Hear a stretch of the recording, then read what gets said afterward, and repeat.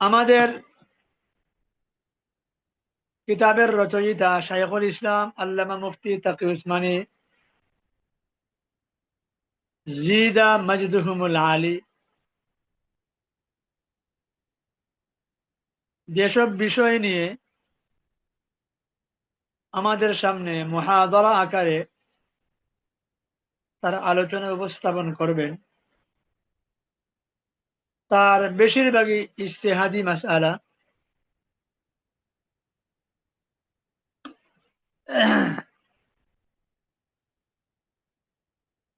যেগুলো সম্পর্কে মুসান্নিফ হাফিজাহুল্লাহ তাআলা তিনি তার খুতবায় বলেছেন যে প্রবাহমান কালে বিশ্বায়নের যুগে অনেক নিত্য নতুন সমস্যার আমদানি হয়েছে, যেগুলোর সুস্পষ্ট সমাধান মুতাকাদ্দিমিন উলামা হযরাতের ফুকাহায়ে কেরামের আলোচনায় সুস্পষ্ট আকারে আসেনি। কিন্তু পবিত্র ইসলাম বা ইসলামী শরিয়া এটা তো কিয়ামত পর্যন্ত দাইম কায়েম অবস্থানকারী একটি জীবন সংবিধান, যেখানে আমরা বিশ্বাস করি সব সমস্যার সমাধান দিতে পারে আল কোরআন এবং পবিত্র ইসলাম।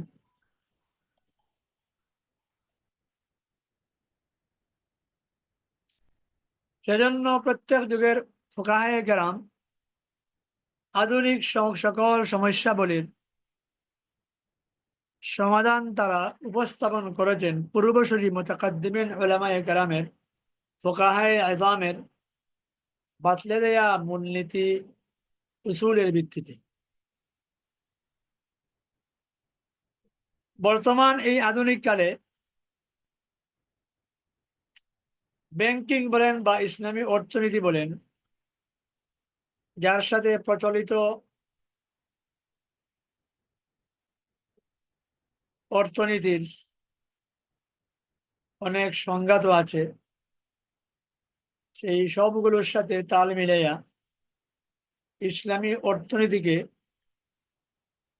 যেসব ফুকাহায়ে কেরামের ইজতিহাদ, মেধা ও মনন দ্বারা সম্পাদনা করা হয়েছে, তার প্রথম সারিতে আছেন আমাদের শাইখুল ইসলাম আল্লামা মুফতি তাকি উসমানী হাফিজাহুল্লাহ তাআলা। আসলে আধুনিক যান্ত্রিক সভ্যতার এ যুগ আমাদের সামনে প্রতিনিয়ত এমন এমন নতুন নতুন দিগন্তের সূচনা করেছে, যার বিধিবিধান মুতাকাদ্দিমিন ফুকাহায়ে কেরাম তথা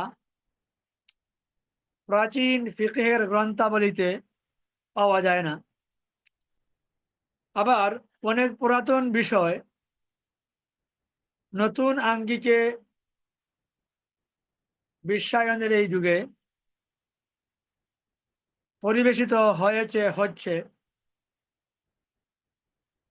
যার দরুন বর্তমান তথা আধুনিক কালের ফুকাহায়ে কেরামের সামনে দুই ধরনের সমস্যা উপস্থিত হয়েছে, অর্থাৎ আমরা দুই ধরনের সমস্যার সম্মুখীন। এক নম্বর, নিত্য নতুন যেসব সমস্যার আমদানি হয়েছে, এইসব নতুন বিষয়ের ব্যাপারে শরঈ দৃষ্টিভঙ্গি ও বিধিবিধান উদ্ভাবন করা। দুই নম্বর যে সমস্যার সম্মুখীন বর্তমান জামানার ফুকাহায়ে কেরাম হয়েছেন, সেটা হলো যেসব পুরাতন বিষয় নতুন আঙ্গিকে পরিবেশিত হয়েছে বা হচ্ছে, সেগুলোর ব্যাপারে মুতাকাদ্দিমিন ফুকাহায়ে কেরামের গ্রন্থাবলী যাচ পড়তাল করে গেটে গুটে এতদ সংক্রান্ত বিধিবিধানের উপর গবেষণা করে নতুন করে অভিনব আঙ্গিকে উপস্থাপিত বিষয়ের বিধিবিধান কি হবে সে সম্পর্কে সুনিশ্চিত সিদ্ধান্তে উপনীত হওয়া এবং নতুন আঙ্গিকে তা পরিবেশন করা। এই যে দুটি সমস্যার সম্মুখীন আমরা হয়েছি, এই সমস্যাগুলোর সমাধান অনেক কঠিন কাজ, বা এই দুটি বিষয়ই ব্যাপক জ্ঞান পাণ্ডিত্য, বিস্তৃত ও ব্যাপক অধ্যয়ন, ইজতিহাদ তথা গবেষণার দাবি রাখে। পাশাপাশি প্রয়োজন ইজতিহাদি যোগ্যতার, যার অভাব আজ সারা দুনিয়া জুড়ে পরিলক্ষিত।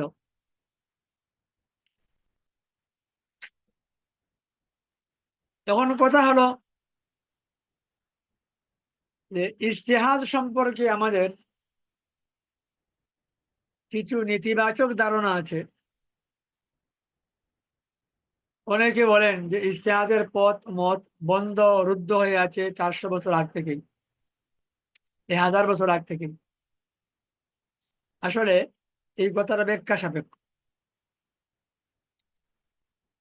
আমরা সেদিকে যাওয়ার আগে, যেহেতু আমাদের এই কিতাবের সিংহভাগ মাসআলা ইজতিহাদি মাসআলা, সেজন্য ইজতিহাদ সম্পর্কে আমাদের কিঞ্চিত ধারণা হওয়া চাই। ইজতিহাদ কাকে বলে? ইজতিহাদের অর্থ হলো কোনো জিনিস গেঁটে গুটে অনুসন্ধানের জন্য যতটা শক্তি সামর্থ্য আছে তার সবটুকু ব্যয় করা। এটার নাম হলো ইজতিহাদ। ইসলামী শরিয়ার পরিভাষায় ইজতিহাদ বলা হয় ইস্তিফরাগুল মুজতাহিদ উসআহু ফি দারকিল আহকাম শারঈয়্যাহ ফীমা লাইসা লাহু দলিলুন কাতঈয়্যুন। অর্থাৎ যেসব ক্ষেত্রে অকাট্য প্রমাণ তথা নস কিংবা ইজমা পাওয়া যায় না, বিদ্যমান নেই, সেই সব ক্ষেত্রে শরঈ বিধান উদ্ভাবনের জন্য মুজতাহিদের সর্বসামর্থ্য খরচ করা, ব্যয় করা। এই সংজ্ঞাটা দিয়েছেন আল্লামা ইবনে হাজিব, এবং এই সংজ্ঞাটা এসেছে আল মুআজামুল ওয়াসিত গ্রন্থে। এটা হলো ইজতিহাদের পারিভাষিক সংজ্ঞা। ইজতিহাদ থেকে মুজতাহিদ। মুজতাহিদ কাকে বলে? মুজতাহিদের পারিভাষিক সংজ্ঞা উলামায়ে কেরাম বলেছেন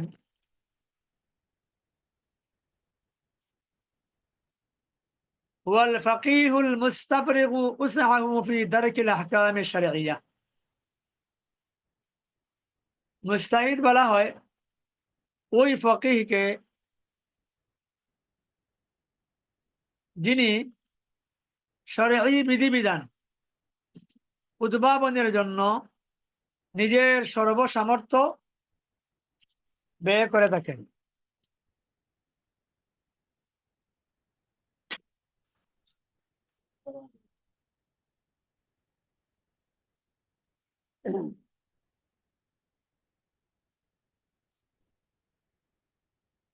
هو الفقيه المستفرغ وسعه في درك الأحكام الشرعية। মুজতাহিদ বলা হয় ওই ফকিহ বা মুফতিকে যিনি শরঈ বিধিবিধান উদ্ভাবনের জন্য নিজের শক্তি সামর্থ্য চেষ্টা সাধনা সবকিছু ব্যয় করেন।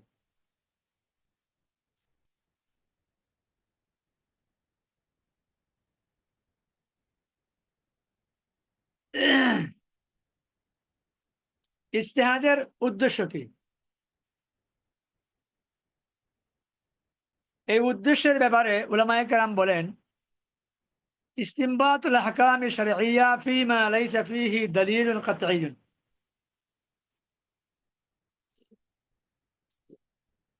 অর্থাৎ যেসব ক্ষেত্রে অকাট্য দলিল প্রমাণ বিদ্যমান নেই,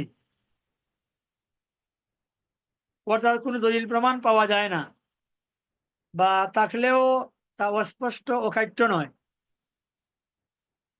সেই সকল ক্ষেত্রে শরঈ বিধান কি হবে তা উদ্ভাবন করাই হলো ইজতিহাদের লক্ষ্য উদ্দেশ্য।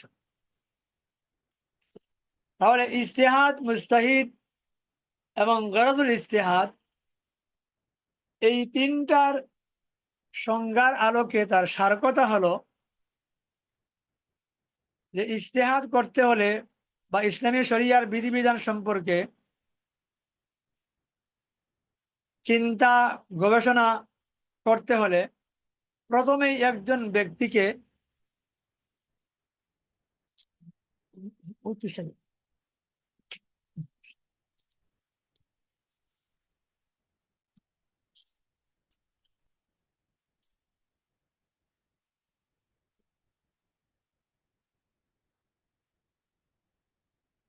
ইজতিহাদ করতে হলে বা ইসলামী শরিয়ার বিধিবিধানে চিন্তা গবেষণা করতে হলে একজন ব্যক্তিকে প্রকৃত অর্থে ফকিহ বা মুফতি হতে হবে।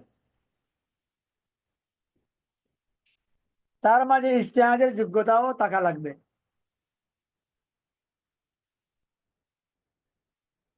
উলামায়ে উসুলিয়িন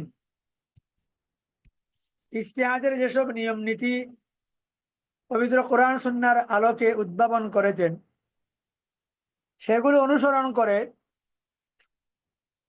মুজতাহিদ তার ইজতিহাদের কর্মটি সম্পাদন করবেন। এক্ষেত্রে তিনি মন গড়া ইচ্ছে মতো কোনো কিছু করতে পারবেন না, করার অবকাশ নেই। আবার এই ইজতিহাদের সাধনায় আত্মনিয়োগ করে অধ্যবসায়ের সাথে সারা জীবন এই সাধনা চালিয়ে যেতে হবে এবং এজন্য তাকে সর্বসামর্থ্য ব্যয় করা লাগবে। আমরা যদি আমাদের আকাবির ফুকায়ে কেরাম অর্থাৎ ইমাম আবু হানিফা এবং তার জগৎ বিখ্যাত যে 40 জন শাগরিদ, সবাই মুজতাহিদে মুতলকের পর্যায়ের ছিলেন। তারা যে ইজতিহাদ শুরু করেছিলেন, সারা জীবন সেই পথে তারা হেঁটেছেন এবং অব্যাহত প্রচেষ্টার মাধ্যমে পবিত্র কোরআন সুন্নাহ থেকে সকল ইজতিহাদি মাসআলা মাসাইলের ফরম্যাট তারা তৈরি করে গেছে।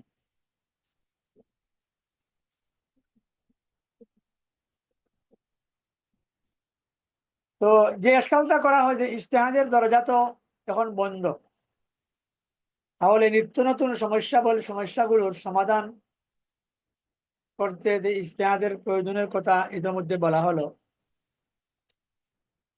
আমি আগেই বলেছি যে বিষয়টা ব্যাখ্যা সাপেক্ষ। ইজতিহাদে কুল্লির দরজা বন্ধ কেন? যে মুজতাহিদে মুতলকের মাঝে আল্লাহ পাক রব্বুল আলামিন যেসব গুণাবলী দান করেছিলেন, সেই সব যোগ্যতা, মালাকা, সালিকা, প্রতিভা বর্তমান জমানায় নেই। কারণ আগেকার যুগের উলামায়ে কেরামের যে কুওয়াতে হাফেজা ছিল,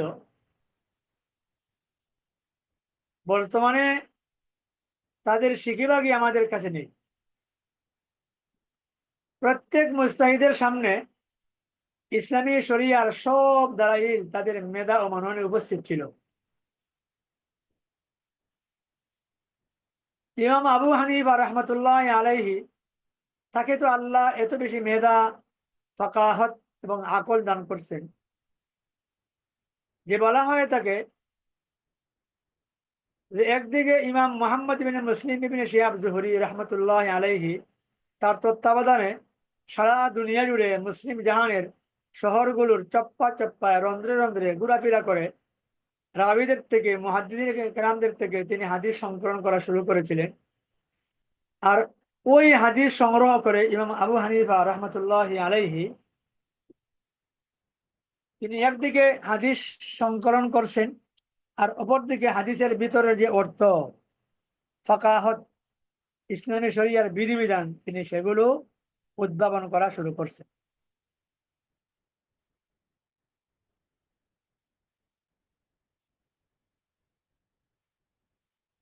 ইমাম আবু হানিফা রহমতুল্লাহ আলাইহির শাগরিদ ইমাম আবু ইউসুফ রহমতুল্লাহ আলাইহির তো 16,000 জাল হাদিস মুখস্থ ছিল। তাহলে সহিহ হাদিস তাদের কি পরিমাণ এক একজন মুখস্থ ছিল, তা তো এর থেকে সহজে অনুমেয়।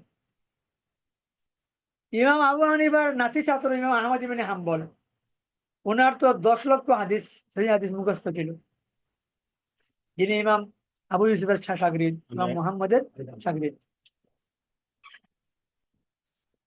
তো এই কথাগুলো বললাম এ কারণে যে তাদের সামনে পুরা শরীয়তের দলিল প্রমাণ বিদ্যমান ছিল। আল্লাহ তাদেরকে এত প্রখর মেধার অধিকারী করেছিলেন। দ্বিতীয়ত, ইমাম আবু হানিফা রহমতুল্লাহ আলাইহি তার যুগের যত বড় বড় মুহাদ্দিস ছিলেন, ফকিহ ছিলেন, সবার ধারে ধারে গিয়ে তিনি উলুমে শরঈয়া হাসিল করেছেন। বিশুদ্ধ ইতিহাসে পাওয়া যায় যে ইমাম আবু হানিফা রহমতুল্লাহ আলাইহির উস্তাদ ছিলেন প্রায় 4,000-এর অধিক। 4,000-এর অধিক। অর্থাৎ ইসলামী ইতিহাসে এত বেশি উস্তাদের কাছে পড়নে বলা দ্বিতীয় আর কোনো শাখসিয়ত নেই। ইমাম বুখারীর বেলায় পাওয়া যায় যে উনার 1,000-এর চেয়ে বেশি উস্তাদের কাছে উনি পড়েছেন, 1,000। ইমাম আবু হানিফা 4,000 তাবিঈ, তবে তাবিঈর কাছ থেকে তিনি হাদিস গ্রহণ করেছেন। এবং ওই সময়ের জগৎ বিখ্যাত ইজতিহাদের যোগ্যতায় উত্তীর্ণ 40 জন শাগরিদদের মাধ্যমে 40 বছর যাবৎ তিনি কিয়ামত পর্যন্ত আনেওয়ালা ওই সব সমস্যার সমাধান করবে ইজতিহাদ করেছেন কোরআন সুন্নাহর আলোকে। যে ইতিহাসে পাওয়া যায় যে প্রায় 13 লক্ষ মাসআলা তার 40 জন শাগিরদের মাধ্যমে চিন্তা, ফিকির, ইজতিহাদ, গবেষণার মাধ্যমে তারা ইস্তেমবাদ করেছে। তো তারা পুরো শরীয়ত নিয়ে ইজতিহাদ করেছেন। ইজতিহাদে কুল্লি যোগ্যতা তারা ছিল গতিকে। কিন্তু যত দিন গড়াচ্ছে, কিয়ামত যত নিকটতর হচ্ছে, আমাদের মেধা ও মননের ঘাটতি চরম পর্যায়ে দেখা দিয়েছে। এখন ইজতিহাদে কুল্লির জন্য যেসব শর্ত থাকা বিদ্যমান, সেইগুলো আজবর আমাদের কারো মাঝে পাওয়া যায় না। এজন্য ইজতিহাদে কুল্লি বা শরীয়তের সামগ্রিক ক্ষেত্রে পূর্ণাঙ্গ ইজতিহাদের দ্বার বর্তমান যুগে যোগ্যতার অভাবজনিত কারণে রুদ্ধ। কিন্তু কোন নির্ধারিত মাযহাবের ইত্তেবা করে, অনুসরণ অনুকরণে যদি আনুষঙ্গিক বা প্রাসঙ্গিক কোন বিষয়ে ইজতিহাদ কিংবা নব উদ্ভূত আধুনিক বিষয়ে শরীয়তের বিধান উদ্ভাবন সংক্রান্ত প্রয়োজনীয়তা দেখা দেয়, তাহলে ইজতিহাদের দ্বার এইসব বিষয়ের নির্ধারিত বিষয়ের ক্ষেত্রে এখনো ইজতিহাদের দ্বার উন্মোচন আছে, রুদ্ধ হয়ে যায়নি। কারণ এই ধরনের ইজতিহাদের প্রয়োজনীয়তাকে অস্বীকার করার কোনো অবকাশ নেই, কোনো সুযোগই নেই।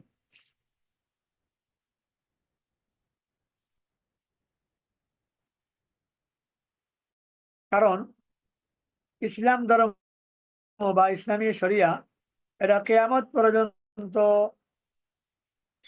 সমস্যার, সকল উদ্ভূত সমস্যার সমাধান দিতে সক্ষম, এটা আমাদের আকীদা, আমাদের বিশ্বাস। তো যেহেতু আমাদের শরীয়ত কিয়ামত পর্যন্ত আনেওয়ালা সকল মানুষের জন্য মনোনীত দিন, শরীয়ত ধর্ম হিসাবে পরিগণিত বা মনোনীত। অতএব কিয়ামত পর্যন্ত মানুষের দৈনন্দিন জীবনের সমস্যাবলীর সমাধানও এই শরীয়ত, এই দিনকেই দিতে হবে।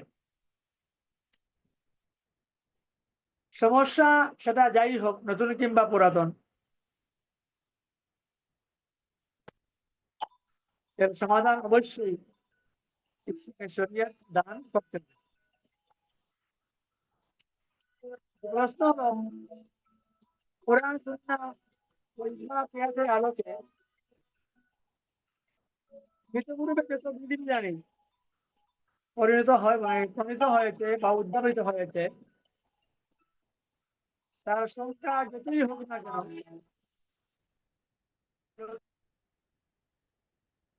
আর মানুষের দৈনন্দিন জীবনে নিত্য নতুন যেসব সমস্যার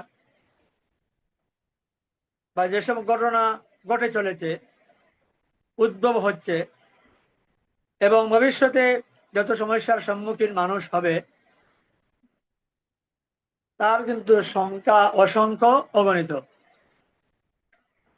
সুতরাং যদি ইজতিহাদের মাধ্যমে নতুন বিধান উদ্ভাবনের পথ খোলা না রাখা হয়, তাহলে শরঈ বিধিবিধান মানুষের জীবনের সঙ্গে পাল্লা দিয়ে অগ্রসর হতে পারবে না। ফলে মানুষের জনজীবন বা দৈনন্দিন জীবনের সংকট শুধু ঘনীভূত হবে, সমাধান খুঁজে পাবে না। এই জরুরতকে সামনে রেখেই পবিত্র ইসলাম তার সুদীর্ঘ 1400 বছরের চলার সাথে মুস্তাহিদ উলামায়ে কেরামের ইজতিহাদের মাধ্যমে নতুন নতুন বিষয়ের বিধান উদ্ভাবন করে ইসলামী জীবনধারাকে ফুকাহায়ে কেরাম গতিশীল রেখেছেন এবং মানুষকে সকল সংকটের ক্ষেত্রে তারা যুগপৎ দিক নির্দেশনা এবং সমাধান দিয়ে গেছে।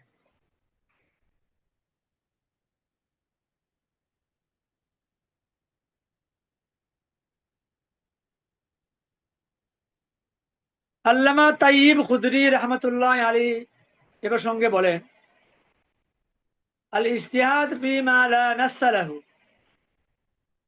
অর্থাৎ আল্লামা তাইয়িব খুদরি রহমতুল্লাহ আলাইহি এই ইজতিহাদ প্রসঙ্গে তিনি একটা স্বয়ংসম্পূর্ণ কিতাব লিখেছেন, আল ইজতিহাদ ফিমা লা নাসসা লাহু নামে।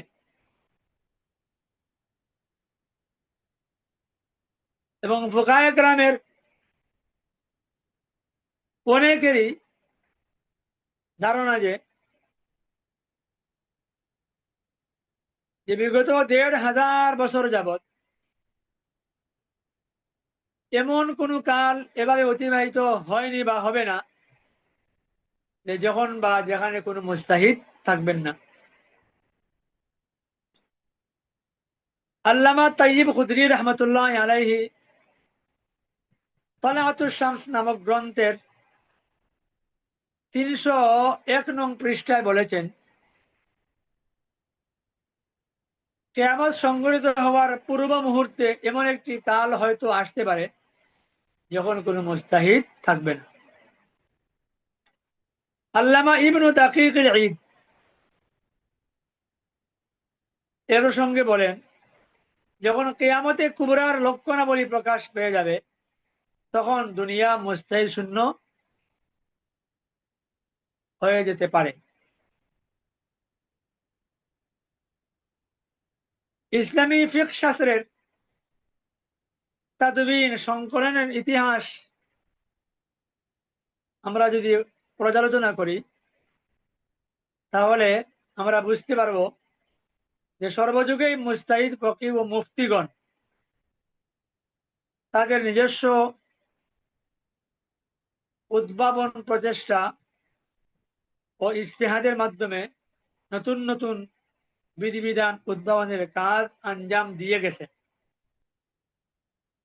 এক্ষেত্রে আল্লামা সারাখসি রহমতুল্লাহ আলাইহি, আল্লামা কাফফাল রহমতুল্লাহ আলাইহি, ইবনু দাকিক আল ঈদ, ইজ্জুদ্দিন ইবনে আব্দুস সালাম, আল্লামা কাজী খান, আল্লামা বুরহানুদ্দিন মিরগিনানি সাহেবুল হেদায়া, আল্লামা ইবনুল হুমাম সাহেবুল ফাতহুল কাদির, তাদের নাম সবিশেষ উল্লেখযোগ্য।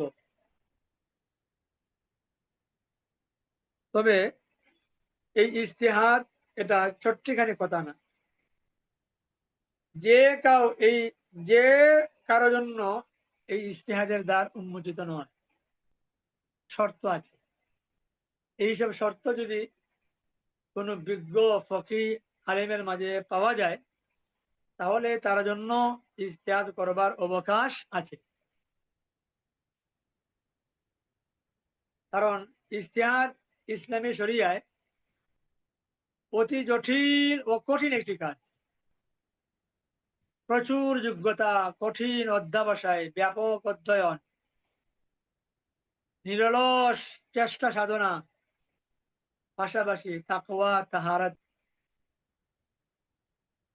এবং শরীয়তের মেজাজ মর্জি সম্পর্কে বুৎপত্তি অর্জিত হয়েছে এমন লোক ছাড়া, এমন মহান ব্যক্তি ছাড়া এটা অন্য কারো পক্ষে সম্ভব নয়।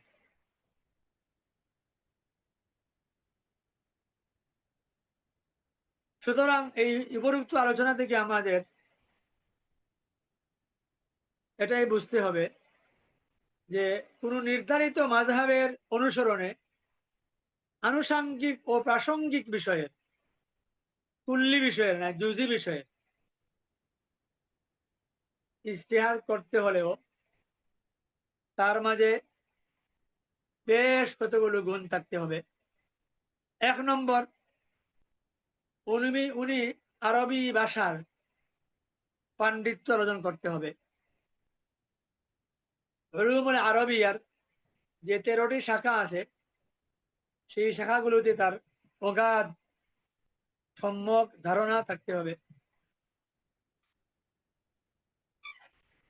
ভাষাতত্ত্ব, ব্যাকরণ, শব্দ প্রকরণ, প্রবাদ প্রবচন, উপমা ইত্যাদির জ্ঞান তার থাকতে হবে, বলে 1 নম্বর। 2 নম্বর, ইলমে তাফসির বা ইলমুল কোরআন, কোরআনের শব্দার্থ, আয়াতের ভাব ও অর্থ, নুজুলে কোরআনের স্থান, কাল, ক্ষেত্র, এই সবগুলো সম্পর্কে তার অভিজ্ঞতা থাকা লাগবে। 3 নম্বর যে শর্ত, সেটা হলো হাদিস ও সুন্নাহর জ্ঞান। হাদিস এবং সুন্নাহ আমরা তো অনেকে বলি যে একই জিনিস, তার মধ্যেও বিস্তর পার্থক্য আছে,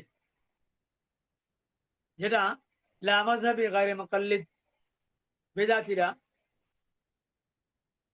এর ফরক না বুঝার কারণে তারা অনেক সময় আপনার ভ্রান্ত ব্যাখ্যার দিকে গিয়ে থাকে। 4 নম্বর শর্ত, যে মাকাসিদে শরীয়ত সম্পর্কে পরিচ্ছন্ন, স্বচ্ছ ও নির্মল ধারণা পোষণ রাখতে হবে। 5 নম্বর শর্ত, ফিকহ এবং উসুলে ফিকহ সম্পর্কে তার পূর্ণ পাণ্ডিত্য থাকতে হবে। 6 নম্বর, কিয়াস, আসবা ও নাজায়ের সম্পর্কেও তার পরিপূর্ণ দক্ষতা থাকা লাগবে। নাসিখ মনসুখ সম্পর্কে যোগ্যতা থাকতে হবে এবং ইসলামী শরিয়ার ইজতিহাদি মাসাইলগুলোর ক্ষেত্রে কোন কোন মাসআলায় মুজতাহিদ উলামায়ে কেরাম একই প্ল্যাটফর্মে ঐক্যবদ্ধ হয়েছেন এবং কোন কোন বিষয়ে তাদের ইখতিলাফ, মতভেদ দেখা দিয়েছে, এগুলো সম্পর্কেও ধারণা থাকতে হবে। এজন্য যে কোনো কালের মুজতাহিদকে ইসলামী শরিয়ার বিধান উদ্ভাবনের ক্ষেত্রে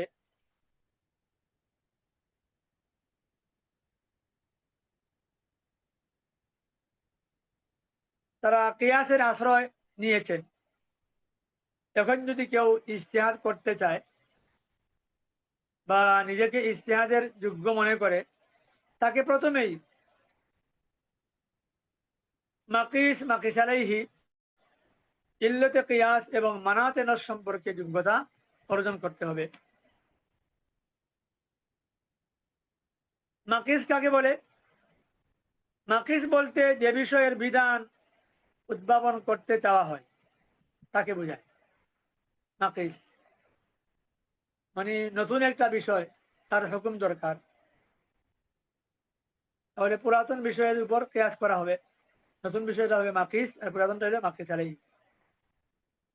এখন যদি মাকিস এবং মাকিস আলাইহির মধ্যে ইল্লতে কিয়াস যদি পাওয়া যায়, কারণ কি হয় পাওয়া যায়, যেমন ইসলামী শরিয়ায় মদকে হারাম করছে, কারণ ইল্লতে কিয়াস হলো শুকুর, নেশা। মদের যে সংজ্ঞা শরীয়ত দিয়েছে, যে যেটা খেজুর কিংবা আঙ্গুর দীর্ঘ সময় পচাইয়া গলাইয়া তার মধ্যে ঝাঁক সৃষ্টি করে যে রূপান্তর করা হয়, এবং সেটা পান করলে মানুষ তার স্বাভাবিক অবস্থায় থাকে না, মাতলামি শুরু করে দেয়। এই ইল্লতের কারণে ইসলামী শরিয়া ধাপে ধাপে শরাব বা মদকে আরাম করছে। এখন যদি এই শরাবের মতো অন্য কোনো জিনিস যেটা আমাদের দুনিয়াতে আছে, যেমন ফেন্সিডিল, ইয়াবা, আরো অনেক জিনিস, তো এই ফেন্সিডিল ইয়াবা এটা হলো মাকিস, আর শরাব বা মদ হলো মাকিস আলাইহি। ইল্লত হলো নেশা, শুকুর। সুতরাং মাকিস এবং মাকিস আলাইহি, মাকিস আলাইহির হুকুমটা মাকিসকে দেওয়া হবে ইল্লতে শুকুর পাওয়ার কারণে।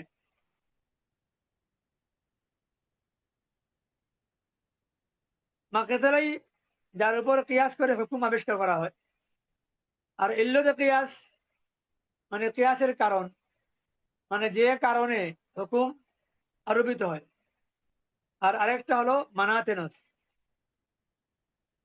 মানাতেনস বলা হয় যে মূল নসে বা দলিলে যে কারণের উপর ভিত্তি করে হুকুম দেওয়া হয়েছে, বিধান আরোপিত করা হয়েছে, সেই কারণকে মানাতেনস বলা হয়।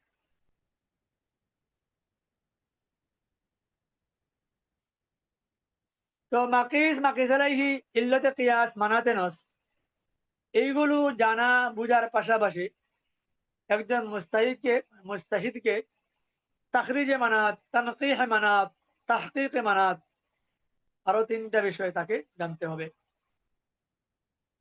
তাখরিজে মানাতের মতলব হলো যে শরীয়তের মূল নসে বা দলিলে কোন কোন কারণের উপর ভিত্তি করে বিধানটি দেওয়া হলো, গবেষণার মাধ্যমে তা খুঁজে বের করাকে বোঝানো হয়, যা হলো তাখরিজে মানাত। আরেকটা হলো তানকিহে মানাত। একটা বিধান অস্তিত্বে আসার মধ্যে বেশ কতগুলো কারণ থাকতে পারে, এর মধ্যে মেজর বা জেনারেল যে কারণটা হয়ে থাকে, সেই কারণটাকেই বলা হয় তানকিহে মানাত, তানকিহে মানাত। আর আরেকটা হলো তাহকিকে মানাত, অর্থাৎ মূল দলিল বা নসে যে ইল্লতের উপর ভিত্তি করে হুকুমটি আরোপিত হয়েছে, সেই কারণটি যে বিষয়ের উদ্ভাবন করতে চাওয়া হচ্ছে তাতে বিদ্যমান আছে সে ব্যাপারে নিশ্চিত হওয়া। অর্থাৎ যে বিধানটি যে কারণে দেওয়া হয়েছে সেই কারণটা এই নসে আছে বলে নিশ্চিত হওয়া, এটাকে বলা হয় তাহকিক মানা। এই বিষয়গুলো তাকে জানতে হবে। সুতরাং শুধু ইফতা পড়লেই আর দারুল ইফতা সময় কাটালেই কেউ মুস্তাহিদ হয়ে যেতে পারবে না। আর মুফতি হয়ে গেলেই এইসব যোগ্যতা কার সবার অর্জন হয় না, হতে পারে না। সুতরাং কেউ যদি ইজতিহাদের এই দুঃসাহস দেখাতে চায়, আপনার এইসব যোগ্যতা ছাড়া, তাহলে তার পরিণাম ভালো হবে না। সে নিজেও গুমরা হবে, পুরো জাতিকে গুমরাহির দিকে নিয়ে যাবে। যেমন আবুল আলা মওদুদি। আবুল আলা মওদুদি উনি নিজেও গুমরা হয়েছেন, পাশাপাশি মিল্লতে ইসলামী একটা বিরাট অংশকে উনি গুমরাহিতে লিপ্ত করে গেছেন।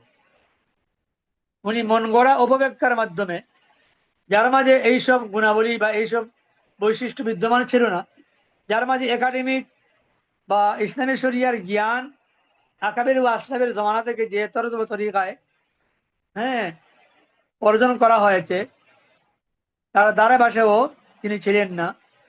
ওজাদাত মালাকার মাধ্যমে নিজ উদ্যোগে যা বুঝেছেন তাই প্রসব করে জাতিকে একটা বিভ্রান্তির খাদে উনি ফেলে গেছেন।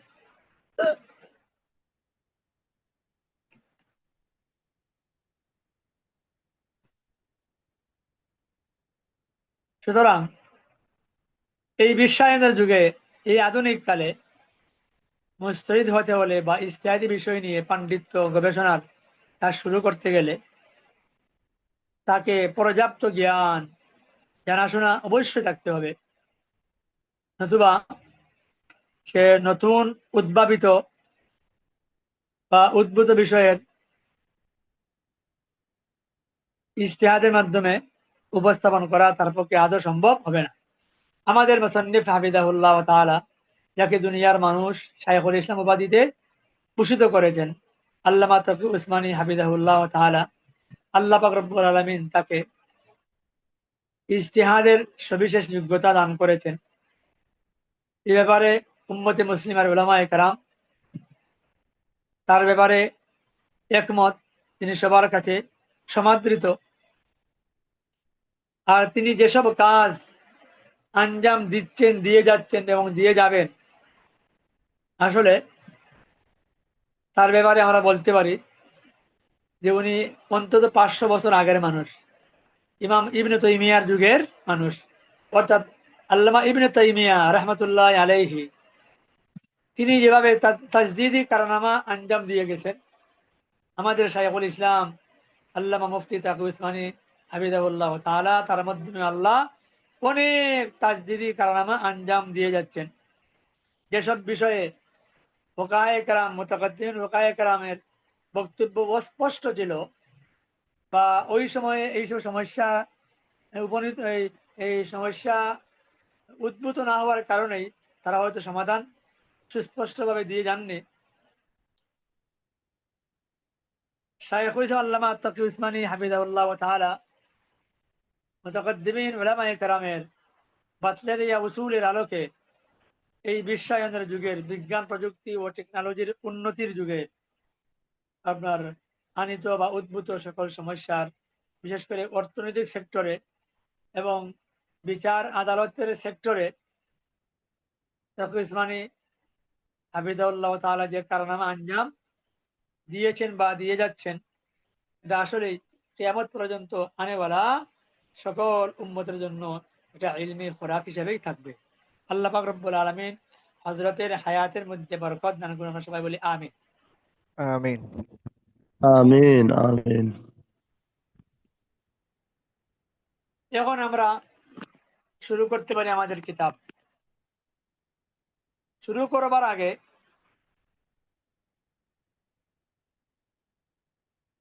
প্রথম আলোচনায় হবে আমাদের আহকামুল বয় বিত তাফসীর। কিস্তির ভিত্তিতে ব্যবসা বাণিজ্য, ক্রয় বিক্রয়, যেটা সমাজের প্রায় মানুষ আজ করে থাকেন। বিভিন্ন কোম্পানি থেকে আমরা কিস্তির ভিত্তিতে মেশিনারি জিনিস ইত্যাদি ক্রয় করে থাকি, ফ্রিজ, হ্যাঁ, হ্যাঁ, বা আরো যত ইলেকট্রনিক্স জিনিস আছে। অনেক সময় স্বল্প পুঁজির মানুষ মোটা পুঁজি একসাথে জমা করতে পারেন না, অল্প অল্প টাকা মাহওয়ারি জমা জমা হয়, এবং এর আলোকেই তারা এই ব্যাংক থেকে, ওই কোম্পানি থেকে তারা কিস্তির মাধ্যমে বিভিন্ন পণ্য গ্রহণ করে থাকেন। এই কিস্তির ভিত্তিতে এই ব্যবসা বা ক্রয় বিক্রয় ইসলাম কি বলে, সে সম্পর্কেই আমাদের মুসান্নিফ হাফিজাল্লাহ তাআলা একটি আন্তর্জাতিক প্রবন্ধ উপস্থাপন করেছিলেন 1410 হিজরি সনে, প্রায় 34 বছর আগে, 3 যুগ আগে, সৌদি আরবের জিদ্দা নগরীতে আল ফিকুল ইসলামী বা এই ফেকা একাডেমি জিদ্দার উদ্যোগে আয়োজিত 6 দিন ব্যাপী এই বিশ্ব অর্থনৈতিক সম্মেলনে ষষ্ঠ পর্বে, ষষ্ঠ আসরে তিনি আহকামুল বাইত তাফসীর সম্পর্কে একটা চমৎকার আলোচনা উপস্থাপন করেছেন। এটা পরবর্তীতে আমাদের মুসান্নিফ হাফিজাল্লাহ তাআলা মাজা করে, সংযোজন বিয়োজন করে আরো সুন্দরভাবে এই কিতাবের পাতায় উপস্থাপন করেছেন।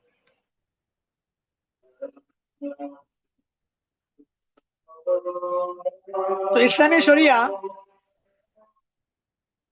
যেসব ব্যবসা বাণিজ্য বা লেনদেনকে অনুমোদন দিয়েছে, জায়েজ করার দিয়েছে, এর মধ্যে একটা হলো আল বাই'উ বিত তাকসিদ, আল বাই'উ বিত তাকসিদ, কিস্তির ভিত্তিতে বেচকেনা।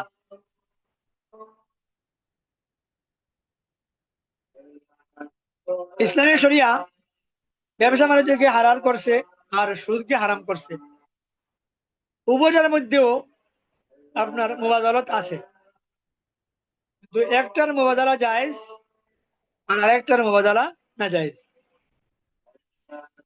ইসলামী শরিয়া সুদকে হারাম করলো কেন আর ব্যবসাকে হালাল করলো কেন, এটা একটা মৌলিক প্রশ্ন।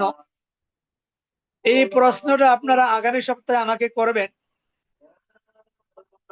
আমি ইনশাআল্লাহ আপনাদের সামনে বিস্তারিত একটা জবাব নিয়ে আসব, যে জবাবের মাধ্যমে আপনারা বর্তমানে এই আধুনিক যুগে আমাদের দেশে যত ব্যাংকিং পদ্ধতি আছে, সরকারি বেসরকারি, হ্যাঁ, ইসলামী বে ইসলামী, হ্যাঁ, এইসব বিষয়ে একটা পুরনো ধারণা আপনারা পেয়ে যাবেন। তো আপনারা এই প্রশ্নটা আগামী সপ্তাহে আমাকে করবেন। ইসলামী শরিয়া যেসব ব্যবসা বাণিজ্যের অনুমোদন দিয়েছে এর মধ্যে একটা হলো আল বাই'উ বিত তাকসিদ। এইভাবে প্রায় 13টি ব্যবসা আছে যেটা পবিত্র ইসলাম অনুমোদন দিয়েছে, আবার 5টি ব্যবসা বাণিজ্যকে পবিত্র ইসলাম হারাম ঘোষণা করেছে। আমরা এগুলোর ব্যাখ্যা আগামী সপ্তাহে করবো ইনশাআল্লাহ। এখন আজান হয়ে গেছে, কারো কোনো জানার বা বুঝার থাকলে আমরা প্রশ্ন করতে পারি।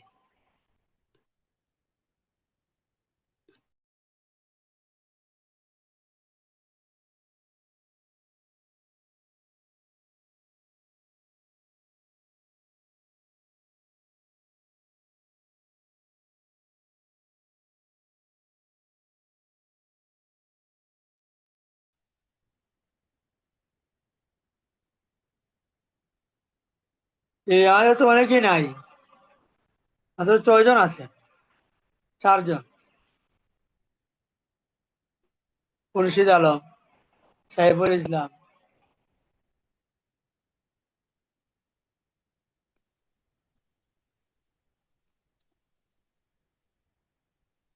ওস্তাদ জি, আমরা তো জি, 4 জন আছি আলহামদুলিল্লাহ। বাকিরা ক্লাস চলাকালীন চলে গেছে, অনেকে ক্লাস চলাকালীন চলে গেছে।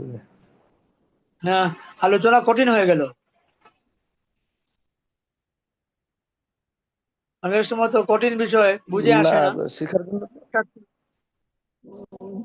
তবে আপনি তো খুললাম খুলা বলছেন উস্তাদজি, খুললাম খুলা তো বলছেন, যতদূর সম্ভব আমাদেরকে বোঝানোর চেষ্টা তো করছেন। আলহামদুলিল্লাহ।